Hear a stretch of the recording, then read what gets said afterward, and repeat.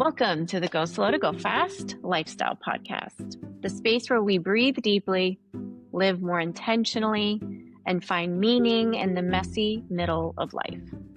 I'm your host, Kendra Chapman, mom of triplets, busy professional, caffeine lover, and a big believer in slowing down so we can show up fully. If you're a busy human navigating career, family, life changes, or all of the above, you're in good company. Around here, we don't chase perfection. We build rhythms that support peace, clarity, and joy. And today, we're diving into a profound topic that sits at the very heart of our Go Slow to Go Fast philosophy: spiritual wellness and the profound connection between our inner world and our physical well-being. My guest today is Erin Cutrone. She's an expert in spiritual wellness, the biology of trauma, and the vibrational healing that we can experience through her guidance today. She'll guide us through understanding why our symptoms aren't bad, how accessing heart can lead us to healing, and why our triggers are actually our greatest guides. We'll explore the fascinating intersection where spirituality and psychology meet, delve into the nervous system's mental health, and even touch on quantum physics and some flower essences. So whether you're listening on your morning commute or folding laundry or on a walk and you've got this podcast in your ears, this moment is just for you. So take a deep breath, let the world slow down for a minute, and let's get started. So welcome, Erin. I'm so glad that you could join us today. I wanted to definitely jump in a little bit on your work in biology of trauma and the psychology of stress and how that's incredibly vital to our process for Go Slow to Go Fast here today. But I just want to say welcome, and I'd love for our listeners to hear a little bit more from you about what Go Slow to Go Fast means to you. Oh, yes. Hi, listeners. I love this because it really is such a pivotal component to the work that I do, but I think that is also just so needed in the world.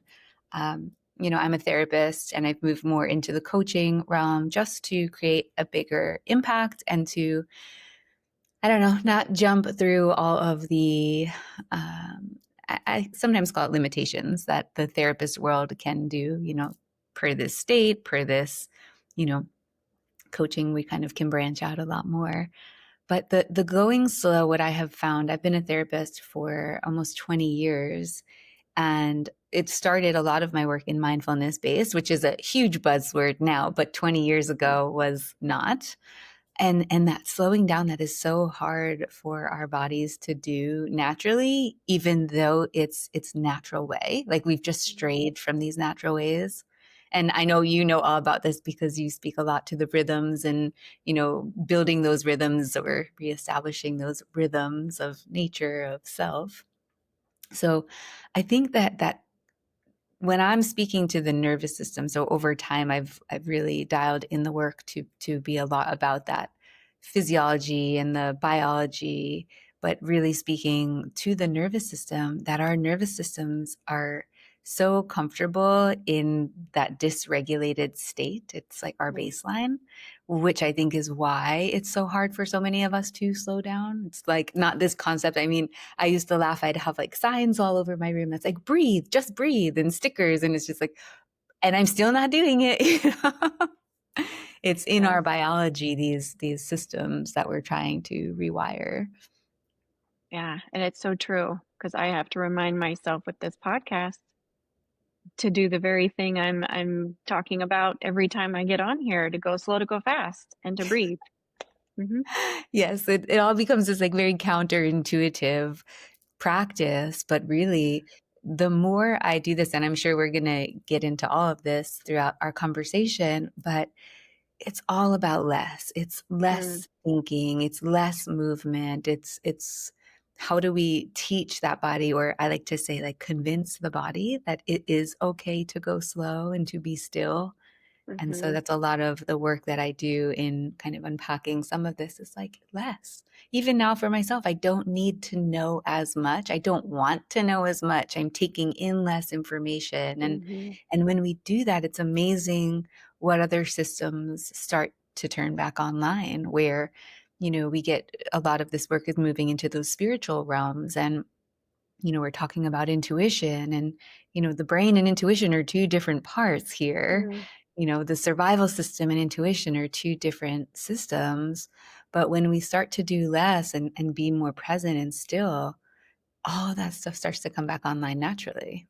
Mhm. Yeah. Have you come to any, thinking around when humanity started doing more and more and more? Has it been a recent thing or has it been a long time thing that is just kind of hitting a wall now? That's a good question. I think, yes, it has always been, but I look a lot to, how our movements are, let's say with 5G, right? Everything is Mhm. now faster. And Mhm. and and so the information that we take in, and I do this a lot, historically, we were never meant to take in this much information. Like we weren't Mm. meant to know what was going on all across the globe and beyond.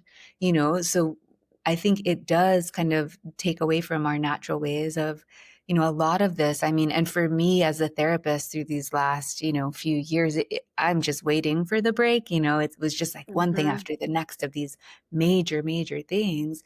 And how I would help people or I'd guide them to say, like, okay, this is what is you're watching on the news and on your feeds and it's coming in, but what's happening in your immediate community? Like start small. What's happening in your home? Start small. But when they would look to their community versus this information that was coming in, what was happening in their community was not what was happening on the grand scale, right? So if we're all being given this information and there's a balance point, and that's a lot of what I teach is finding that sweet spot that is the end. It's taking in information and knowing when it's enough. It's Mhm. finding that limit and expansion. And it becomes this, very nuanced, but this is the subtle pieces that I work with that over time we get better at tuning into um, a more subtle information. But yeah, 5G definitely amplifies this, I think. It's just information overload these days in so many ways. And I think the stress on the body, I know you speak to this often with your clients. It's like you wonder how much we are understanding at some levels that we understand what stress is, but Mhm. do we really understand what it's doing to our body? Right. Right. And I love that that's a piece of what we're, wanting to dive into today. And Mhm. a lot of my work you would call unconventional for therapy.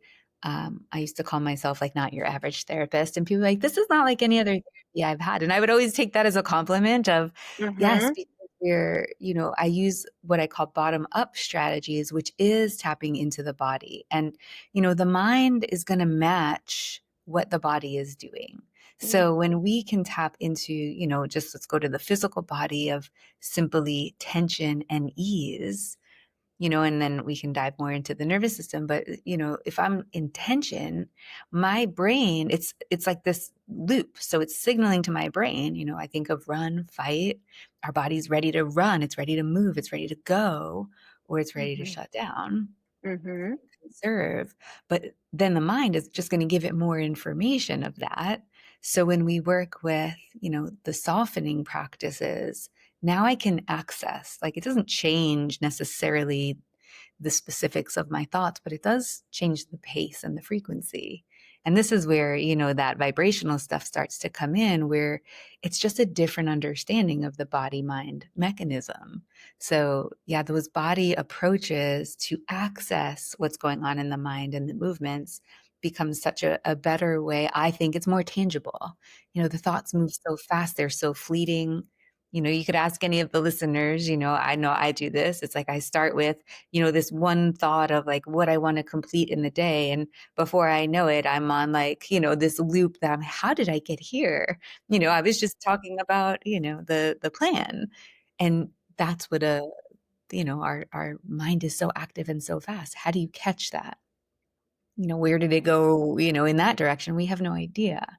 So slowing it down helps us kind of tap into the specific thoughts a little bit differently.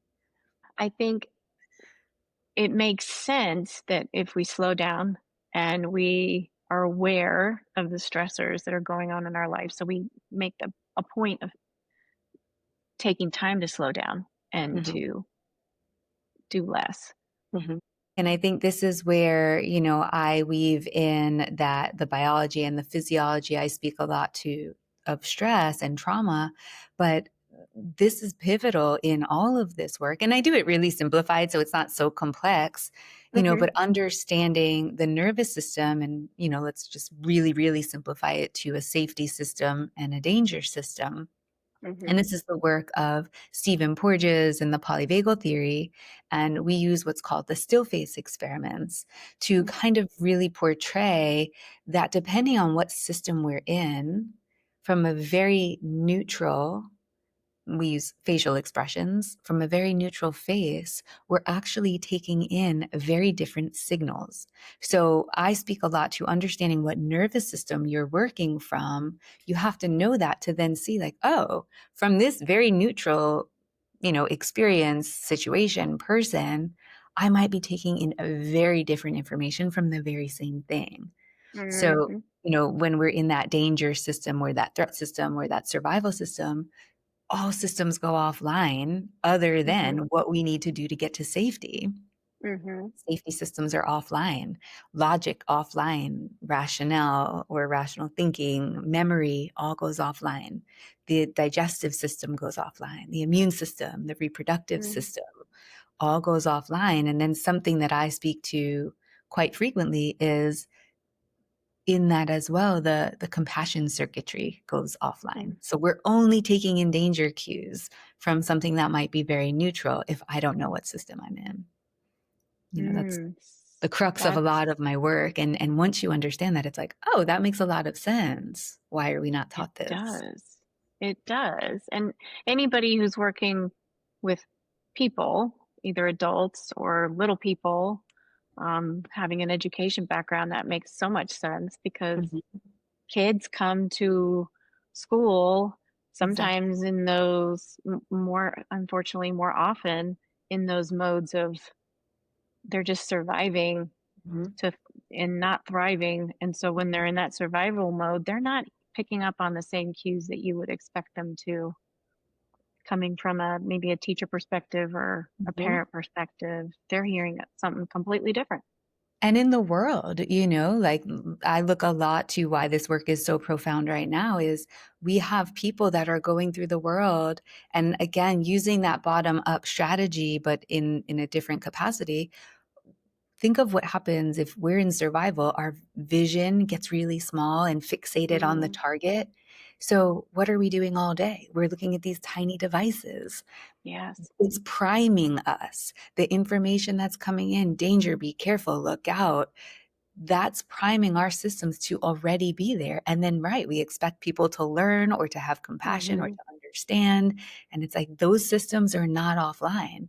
So the nervous Right. system work becomes profound in helping people get that system back online. These are the whys. This is why we can know all of the things, but we can't apply it because the nervous system is still in survival for a lot of us.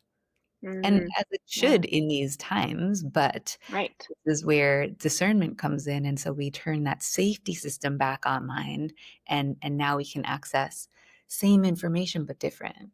Comes in very different. Mm.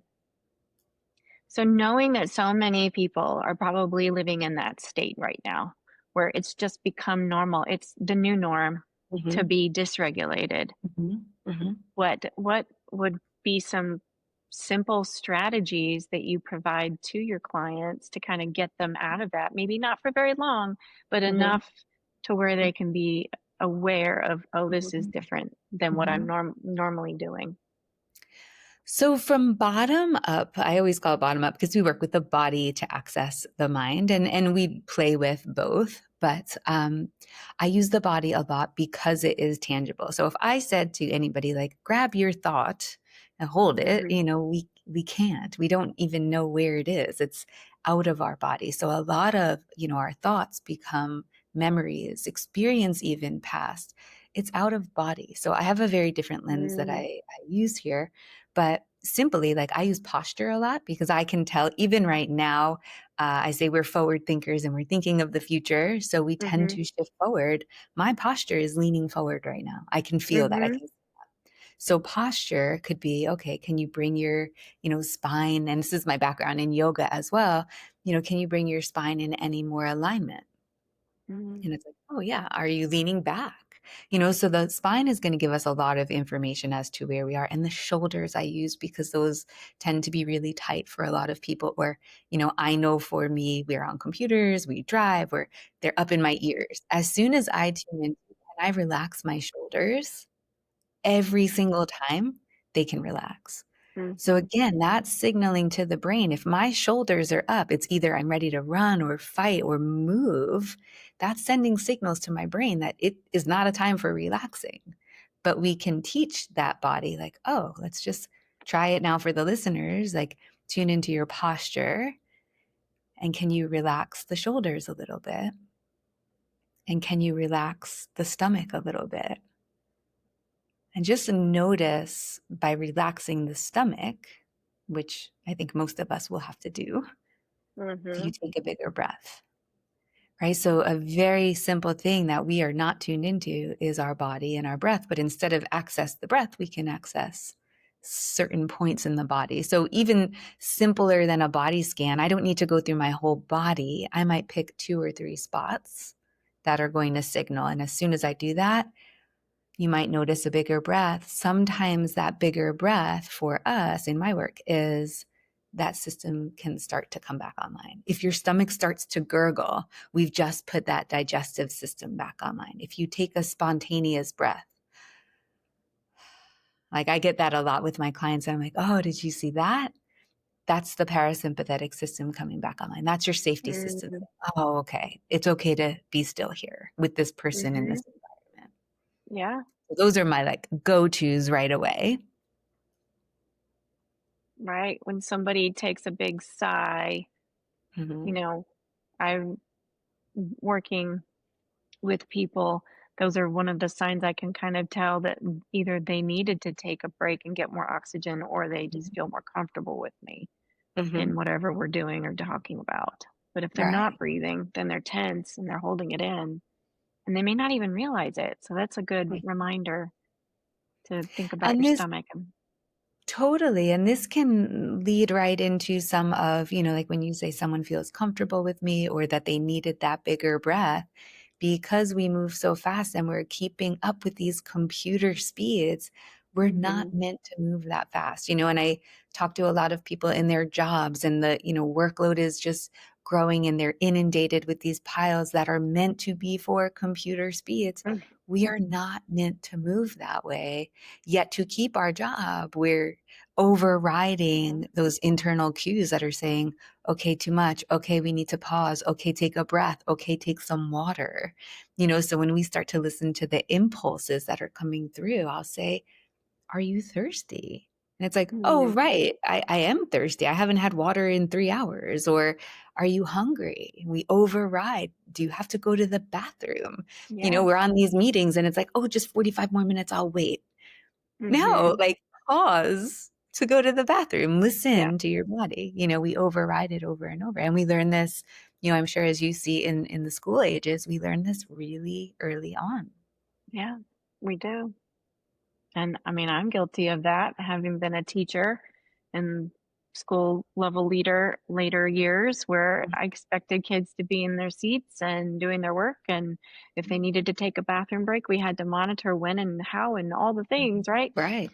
And I know this is a lot of, I think, like Montessori schools, and I've worked in Yeah. some charter schools where we do give a little bit more freedom or a lot more freedom. Mhm. So we Mhm. can start to listen like, oh, my body is hungry. Or tune Mhm. into, well, is it hungry because I'm stressed and it's filling me? Is it hungry because it's time for me to have a little snack? I've been running around all morning. So I Right. think that that's what we're doing when I work with adults. We're trying to tap back into that inner listening and develop communication with this body that is trying to communicate with us. And then this Mhm. goes right into like symptoms and what I call like that new symptomology is, you know, what is that body trying to tell you instead of, oh, this is a bad thing or, oh, this is not good or, what does this mean? It's like, well, ask, tune in. What if it's not a bad thing? And I'm sure Right. we'll dive into that too as part of our conversation. Yeah, I mean, that does make sense. You've alluded to that, that our symptoms are not bad. And I think in, at least in Western medicine, we have, you know, doctors that are asking us like what our symptoms are if we go to the doctor and we're, telling them all the things that are wrong. But I don't know if I've heard any doctors or therapists say, "Well, your symptoms are not bad. Tell me Mhm. more." So, talk a little bit about how you dive into symptoms with your clients and what you uncover with them. Mhm. So I guess I always start with, the concepts of what I call delabeling and depathologizing, which, in the medical world and in the therapy world is also, non-conventional or unconventional practices. But there's good reason for that because first of all, if I, pathologize it, which is, and again, we're finding that middle point that there is an importance to understand it and what it means and maybe how we can work around some of, supporting it. But what if it's not a bad thing? Pathology makes it sound like, oh, there's something wrong with me. Mhm. And, when I use terminology, it's not good or bad. And these things are not positive or negative, even. But I help people tune into, in my symptomology, do you feel like you are in more or less power here? And this is sort of Mhm. taking from the work a little bit of the frequency of emotions. And we can dive into that a little deeper. But David Hawkins, Mhm. and not power by force. This is, you know, uh, do I feel more in alignment with self? And so that becomes a different kind of barometer than good or bad. And I think Mhm. a lot of our symptoms are what I call adaptations. My body learned how to do this thing to protect itself in this environment with this person, in this scenario, and it had to survive. So it did a thing. It turned something down, it turned something off, it shut off our access to it. Mhm. And and that's an important concept when we're doing any of this work is to invite that stuff in because if I judge it or, it's bad or negative, I'm going to start to use my energy to push it away. I'm going to stuff it. I'm going to hide it. I'm going to, now overwork to make sure nobody sees this thing that I do or have. Right. And that becomes energy consumption, metabolic energy consumption. Mhm. So that's one way I start most of my work and the delabeling in a way because I think it is our natural way to I'm going back to like all of the versions of me past and Mhm. developmentally we are meant to evolve. And so if I label something a lot of times I've found we identify as it, so I identify so much with it that I become it. And what we're trying to do in this work is to essentially unbecome. So if I identify as this, how do I become not this? So that's just like the preface to like access points to this. And then learning how to communicate with these symptoms. So, okay, I'm letting them in, I'm befriending them. I'm now trying to communicate with this adaptation, this part of my body that is trying to communicate with me. And for most of us, it's uncomfortable. So what do? We mute it, we silence it, we try to, you know, you know, minimize the pain, which of course, Mhm. if we are in insufferable pain, yes. But if we can withhold or withstand that just a little bit, we're missing important information. I need that information. When is it happening? Around who? What time of day? Mhm. Is it around a certain person? Is it people of authority? Is it men or women? Is it before lunch? Is it after lunch? Is it a certain class that I'm in? Right? So if we mute that symptom before I get that information, great, you feel better and we want that, but it's still signaling to you that information. I'm just not receiving all that information. Right. Right. Yeah, So I just think a very different way. I've heard, that certain parts of the sides of the body could Mhm, represent the male or mhm, the female. Mhm. and parts of your body could represent, I'm Mhm. sure chakra work is aligned in there somewhere, Mhm. Mhm.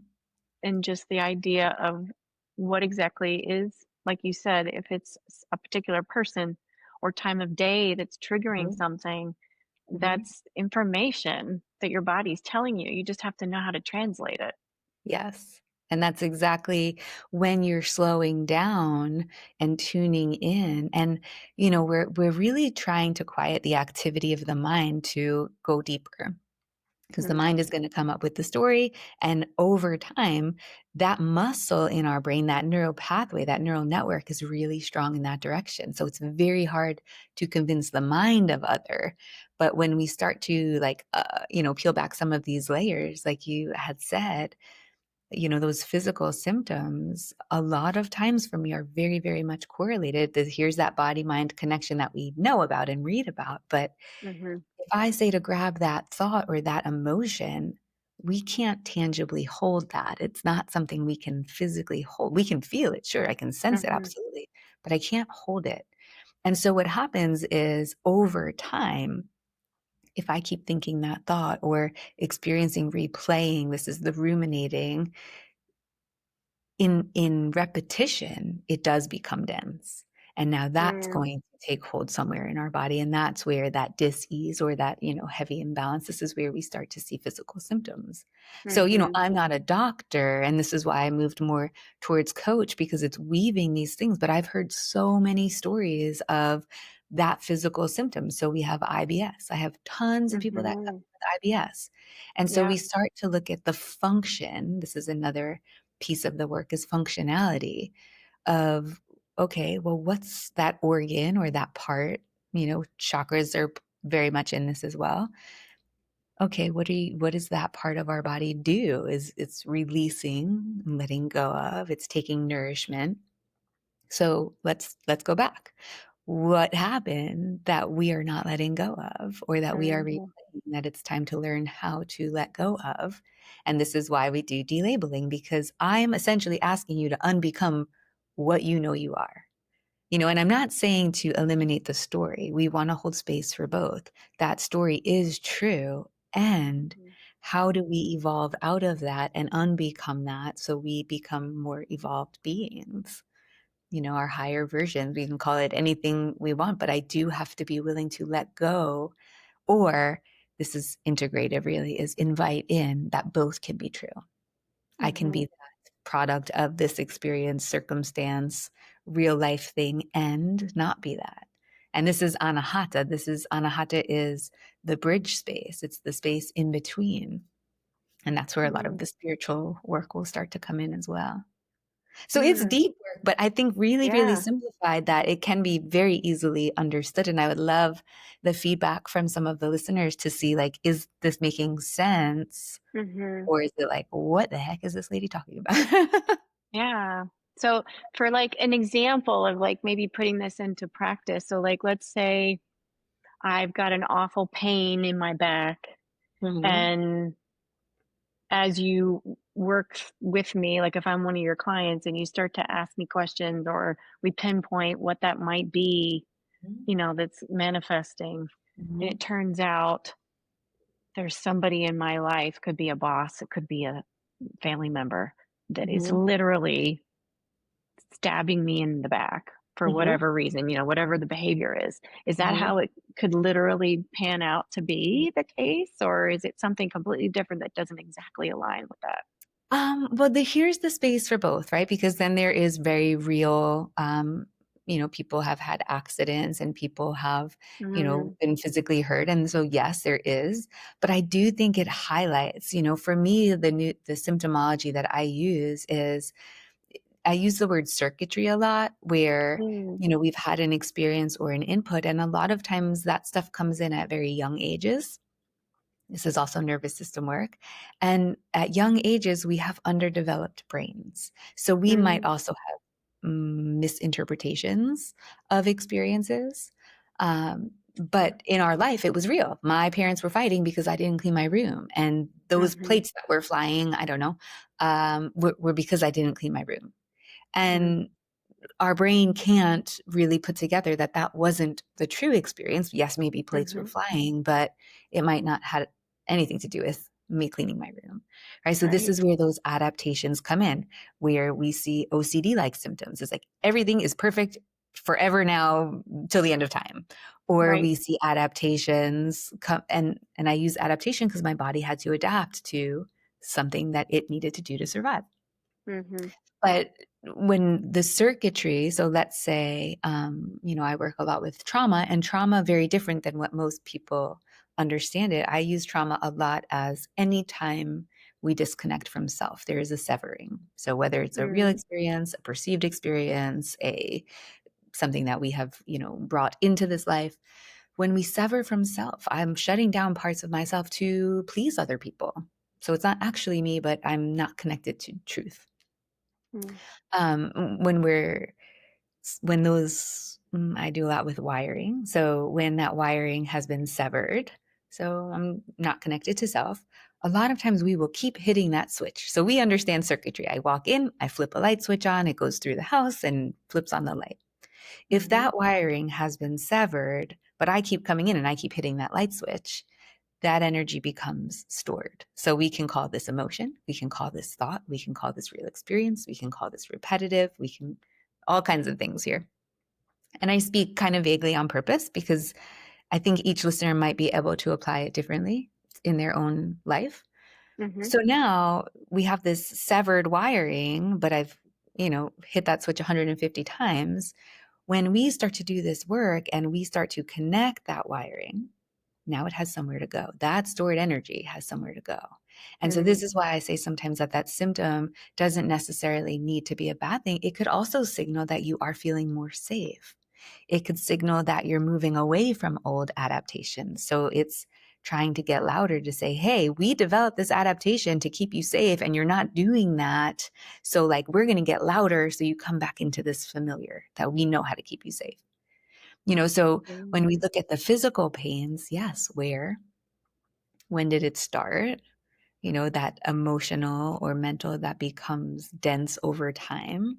And we look to the sides of the body, we look to the functioning, and how much are you physically holding? What does your back do?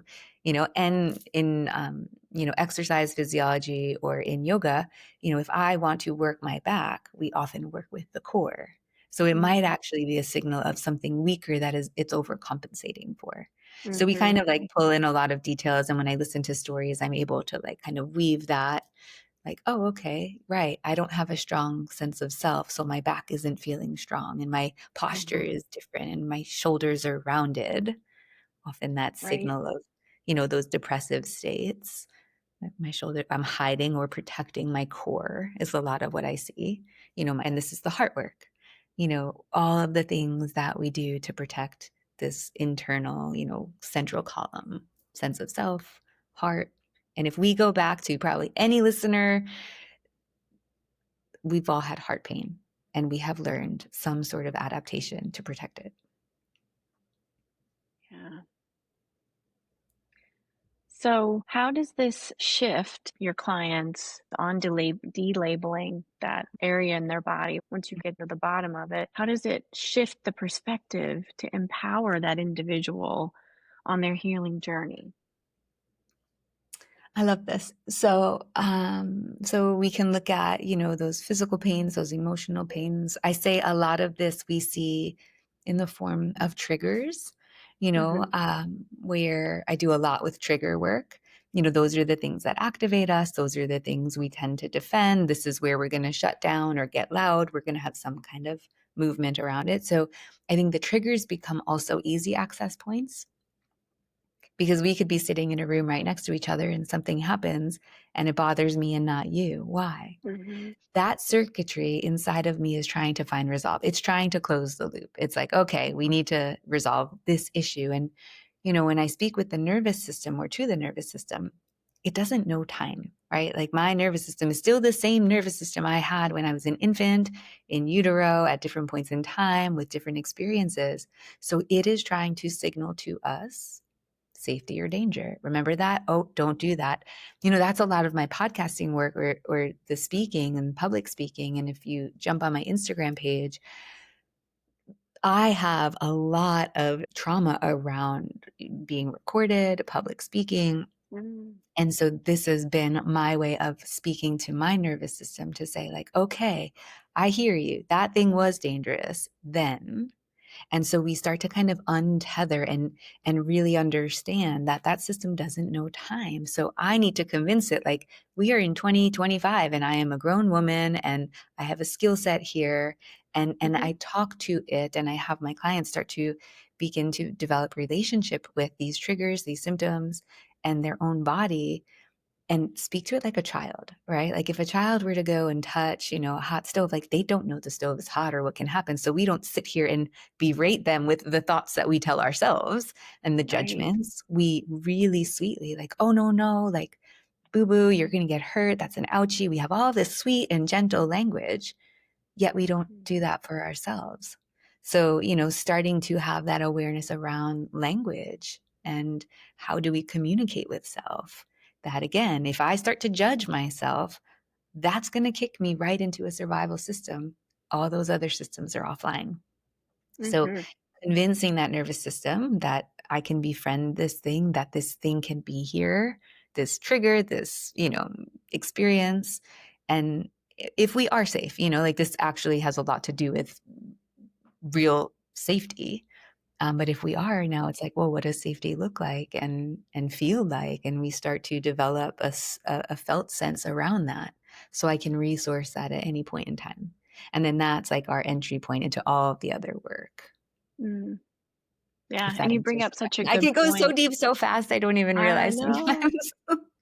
But you're so right though. You hit on like I've I've had some feedback from listeners about that inner critic and having that voice in your head. We call it the ego, I'm sure sometimes, but other times it's just negative self-talk. But yeah, it's like we Mhm. collectively have to learn how to shut that down and speak to ourselves like you would to a child as well. And I use a lot. My brain works well with visuals. And so I will, guide, and the listeners can do this too. The work of Masaru Emoto, who does the hidden messages in water. And if Mm, you have not heard this was really a game changer in my work because, and I was young. I mean, all this stuff like just found its way to me very, very young. But the hidden messages in water is where they would, Masaru Emoto, he is past tense, but would speak to the water and show the water, photographs and music. mm, And there was a way that they were freezing the water and taking photographs of it with a microscope. So on the more compositional level, right, the molecular level. mhm, And over again, what he was showing is that, the water that was exposed to, you're so cute and oh, we love you and all these like really supportive, beautiful words were actually on a structural level stronger and more well defined. And when the water was exposed to "I hate you, you're so dumb," and all of the things on that realm, they would almost disintegrate. Like they were not forming on that structural level, on that molecular level. So I do a lot, and this is where the vibrational work comes in. We use it's applied kinesiology, or you can call it muscle testing, but the body is actually stronger because of that. The way I see it is like, okay, so these molecules are, perfect little snowflakes like locked into each other, that we are stronger. And if they are, sort of disintegrated and dissolved, well, how are they forming structure and strength? And not our truth, a cosmic truth, a deeper truth. So, I might think I could lose a little bit of weight or I'm not good at this thing. As soon as I start to have those thoughts that are vibration, my body mhm, starts to respond to that. mm, We are mostly water, right? We are affected by tides for a reason. We are mostly water. So if that is happening to water outside of us, our thoughts, our words, the way we speak to ourselves is changing our molecular structure, our cellular structures. So I find that yeah. that can be a really great way to see like, whoa, like I could not unsee that ever. It is like locked in my brain. So now it's like, oh, okay. And I'll teach workshops on this of how do we tune into our body. And, I call it like the playful workshop on tapping into your intuition, but it's using that applied kinesiology. And when you see that and feel that, like, oh, my body is actually moving different when I say this word or when I think this thought, no Mm-hmm. wonder, and tying back into that frequency of emotion. And this is the work of David Hawkins, who matched frequency to emotions. And so on this scale, let's say it goes from 0 to, I don't know, 800 or so. The lower frequencies, shame and guilt, come in at like 20 and 30 on his scale. And I don't use positive or negative. I use like more or less power, or you could use like creative and destructive, maybe. When I'm in shame, that's why it's easier to drop into. It's a lower frequency. It's easier to drop Mm-hmm. into lower than to, carry that weight or hold that bar higher. It takes practice. So then even fear comes in at like 100 on his scale. So even if I can get somebody to fear if they're in shame, or anger is actually a higher frequency than fear, right? So when people are angry, okay, let's go with that. So when I teach them this scale, they can start to see like, oh, why is it so easy to jump into judgment? Because I'm dropping. I don't have to Mm-hmm. do much. I just have to be weak. I don't have to be in my full power. But the neutrality, if I can find something as, not positive or negative, it just is this thing. I stop assigning value to it. Neutrality comes in at 250. So Mm-hmm. 250, I think the tipping point is at 200 on the scale from, let's say, destructive to constructive. And 200 is courage. So when Mm-hmm. we get people to find courage to move away from something that they identify as, when I find the courage to practice speaking up, that is starting to tip that scale. Neutrality tips it even more. So we want to access peace and love and joy and enlightenment and all this, but I'm not Right. willing to access courage or neutrality. So we start small with like not good or bad. It's just when I can take on that language, that's going to do wonders on our body. And because I'm not Right. judging it, I don't have to hold up that image. I don't have to hold up that mask. I don't have to hold up a facade. So again, going back to your back pain, what are most of our bodies holding? Lots of thoughts, Mm-hmm. lots of memories, lots of experiences. And some might be true, and some might be just trying to find resolve. So, how do we help it complete that circuitry? Yeah, I love that. And that makes so much sense. Just thinking about what our body is communicating to us. Mm-hmm. And then you've provided some of the science behind it. And it's okay. It's actually better for us to do something that scares us Yes. so we Yes. can be more courageous and try something new rather than, you know, worried about if it's going to go wrong or all Yeah. the negative fear, guilt, all of that. Real-time feedback, like Mhm. our brain is always going to come up with the worst case scenario, even if it's Mm. not true. It's like, oh, don't do that just because this might happen.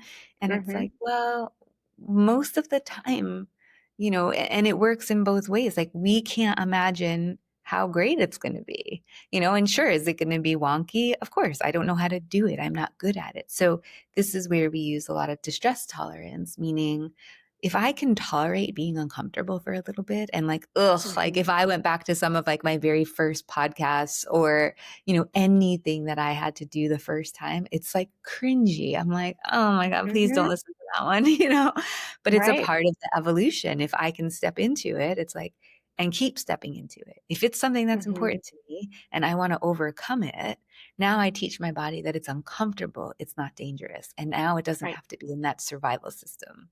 Now it's Yeah, just like, okay, can absolutely. I embrace that I'm just not great at this yet? You know, Yeah. And it's okay not to be perfect, right? You just have it's to important. It's lean everything. in. Yeah. Well, and we live in this world of like, with social media, one, that everything is sort of like, perfectly manicured, and we don't get to see the parts where they're messing up or how much time they've put into learning or what they're doing behind that, celebrity status or that perfect body or that dream job or that CEO, whatever it is. Right. That's a disservice to us, I think. Yeah. And all the people that are behind them making that happen, not just one person. Right. Right. If I had a personal trainer or somebody sitting here telling me what and how to eat and making it for me, my body would probably look like that too, Absolutely. But we don't get that information. No, we just see the finished product. Yeah. That's so true. So we lean in. I think that's so important. I love that. So Erin, we've talked a lot about the nervous system and the concept of danger or safety and how the nervous system is taking in signals into the body of either is this safe or is this dangerous. And you've also talked about some research from various scientists or thought leaders like Hawkins and is it Emoto? Exactly. And messages with the in water. Messages in water. And so going through all of those different concepts, you've brought up some really interesting topics along the lines of thinking about how our nervous system is reacting to the outside world, what it's telling us, how it's communicating in our body, and then just how to process those communications, those signs that the body is giving us. So there was one other thing I wanted to make sure that we touched on about how you use flower essences to help the body either heal or how you use them in your practice. Yes. So not on my clinical level. That's not like within the scope on the clinical, but I offer in suggestion, and then separately, this is also why I moved more towards coach, and I can use these things just a little more broadly. But flower essences, why I love them is because it's really no danger when we use those. And very different. Like when I've brought this up to people, they think of essential oils. So flower essences are very different than essential oils. There's no maceration in the process. It's very sustainable to the flower. So essentially, when we're using flower essences, we take a flower, we submerge it in water, and the origin point. You might have heard of Dr. Bach. Edward Bach was one of the original Dr. Bach essences. You might see them in the holistic stores or health food stores. It started from dewdrops. And they were taking this water from that was kind of dripping off of flowers to use as healing. So I'm going to explain how we make it, and that might help as well. So when we're using flower essences, we take a flower and we will drop it into water. We usually use a glass bowl, and we don't even have to take the flower off of the stem necessarily. So we can leave it there. You can. And we leave it in either sunlight or moonlight.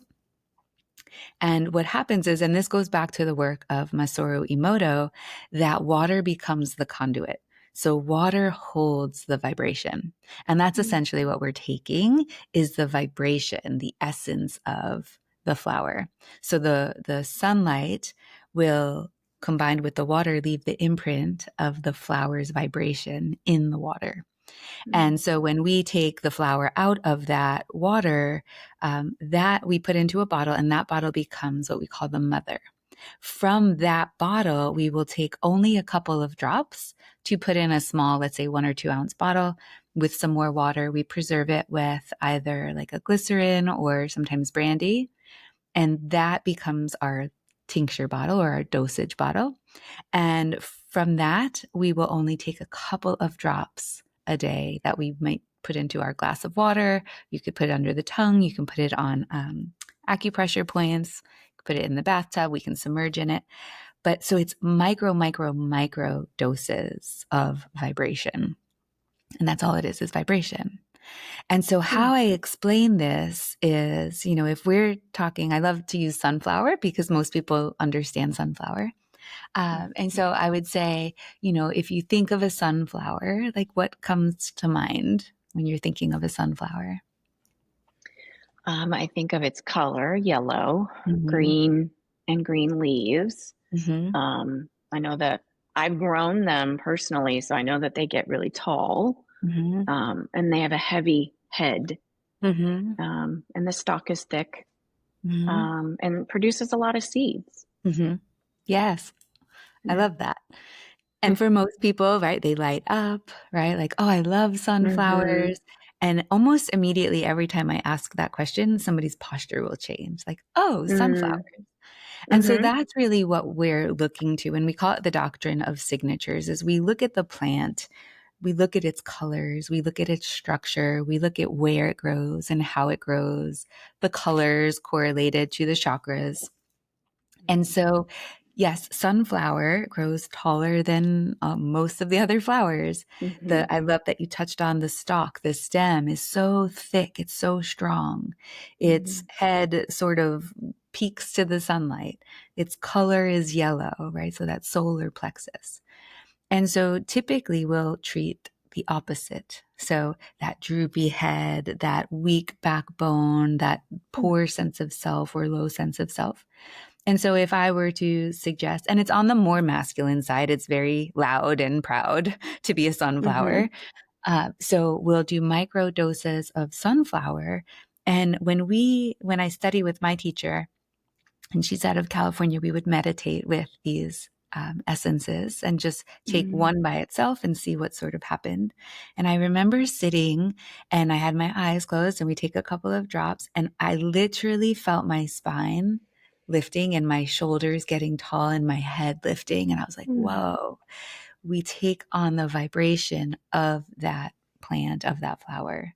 I mean, people are doing it with crystals too. Like, so we're Mm-hmm. really working with vibration here. And just going back to like the crux of my work in therapy and going back to Masaru Emoto's work, thought is vibration. And we don't realize the power of that vibration, how it will start to, and then the neuroscience kicks in and the physiology kicks in and the nervous system, but it starts to change our body. So we're working with the subtle body here, which I will also call like our nervous system, or some people call it the aura or the energetic field. This is all science backed Right. measuring now. They can see Yes. this and measure it. Mm-hmm. So I love working with the vibrational remedies. And then if it's too much, you just stop. But they are I love potent. It that. is potent medicine we ingest and we take on and we become, and it becomes a beautiful ally to this work. Helps us Mm. access a higher level frequency, a higher level thought, and it's sustainable. So we're not, destroying the plant matter in any way. No scent, there's no smell, so it doesn't have those added bonuses, but the Right. vibration is really powerful. And I've read recently about natural remedies when I was experiencing some perimenopause symptoms about probably 6 months to a year ago. Mhm. And I was reading that nature provides everything that we need, Mhm. like Mhm. everything living on this planet. If we lived in harmony, Mhm. we would be able Mhm. to reap the benefits from every living thing. And that Mhm. includes plants, that includes the weeds in our front yard. Yes. Dandelions are Yes. actually purposeful. They provide, something that I know many people use. They take dandelions and they harvest them, the roots, the stems, and everything, and they make Mhm. tinctures for perimenopause symptoms, which I've done. So Ah, it makes interesting. sense Mhm. with the essences of flowers too, Mhm. or any plant probably. If you want to use their attributes, Mhm. you probably can find a way to do that. So that's fascinating. It's so in alignment with what you're trying to create here with this podcast of that going slow, and just Mm-hmm. going back to some of our conversations of these 5G speeds and really how all of this and there's a place for all of it. I do believe that it is, but not in the excess that we use a lot of this stuff. And so we're not Right. having that counterbalance of, I just saw something the other day and they were creating these grounding shoes that literally looked like they had grass in them, It's like, Really? or we could just go outside, Okay. like I Right. get what they're doing and they use the copper and it's a great concept, but Mm. that doing less to do more, a Mm-hmm. lot of, the biohacking world that is like adding more in, it's like, I think we're missing the piece that is, Yeah. but why?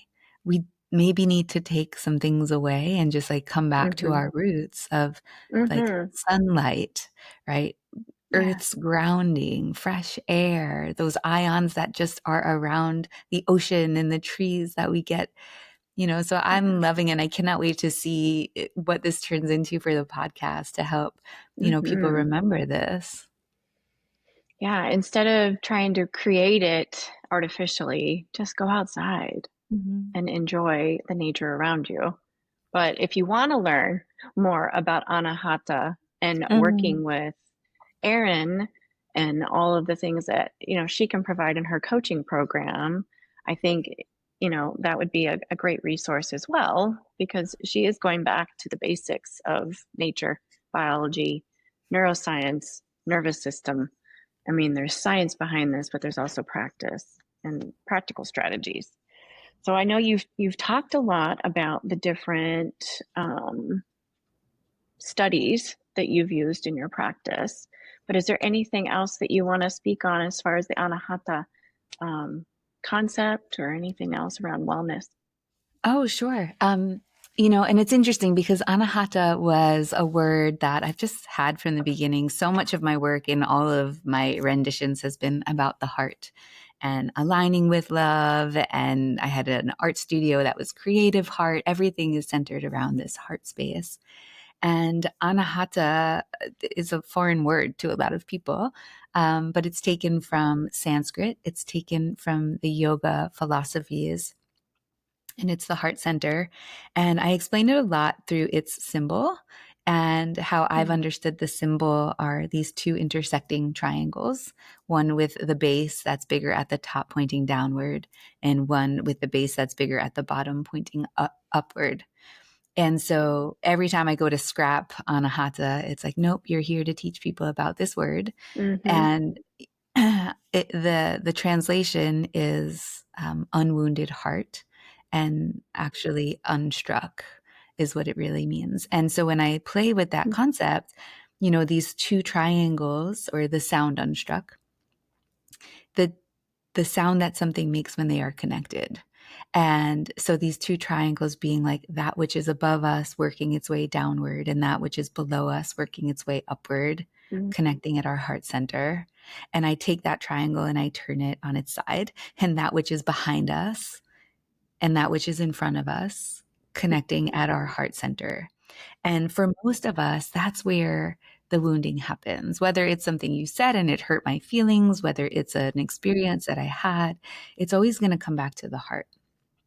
And this is really, in psychology, I like to weave this aspect because people understand psychology, psyche, as the study of the mind. But the etymology of psyche is life and breath and soul. And so Mm-hmm. the work, when we're, working with me, it will inevitably get so deep into this soul work that these experiences that have hurt us and these people and this world, that's where we have to go for the healing to happen. And so the nervous system and all of our defense systems kick on as protection, and we have to learn how to like turn them off so all of these other systems can come back online. And I know you're in the Yeah. school setting, and we ask these kids to learn, and it's Mm-hmm. impacting them. How are they going to learn if their bodies are in survival and threat Yeah. systems? Yeah. How do we access compassion and understanding and forgiveness and unity and all of these like great qualities that we're trying to aim for without, tapping into that space? So it's kind of the crux of my work and my life's passion. So Yeah. that's, I always think, important to touch on. But it seems like it would be so needed in the world right now, not just for people, little people and middle school and high school Mhm. kids that are going through their school years, but also for adults that maybe Oh, didn't yeah. have the best experience in their childhood Right. 14 years. We all have to heal from whatever wounds we've taken into our adult life. So this is great work. So I'm so honored to have you on today's podcast to talk about this. And if anybody is interested into, working with you, learning more about your practice, I can make sure that everything that you provide into the world is included in the show notes. But do you have any particular offerings that you want to showcase before we close out today? Offerings. Let's see. I've just created a bunch of mini workshops of, how-tos, kind of the frameworks for some of this work.